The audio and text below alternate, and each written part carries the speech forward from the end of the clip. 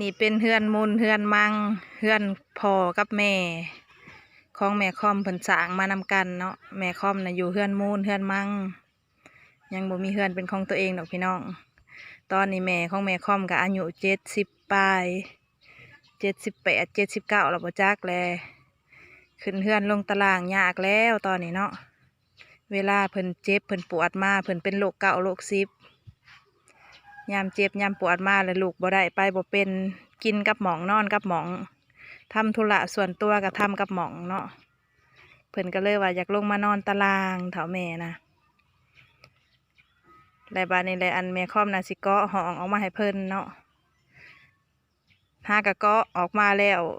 ห้องหนึ่งแล้วสิเกาะออกมาอีกห้องที่สองนี่เนาะเสิ่งนี่เสิ่งกกย่มนี่เพราะว่าบ่อ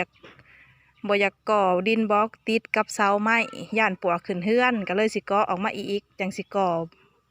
ห้องนอนเนาะ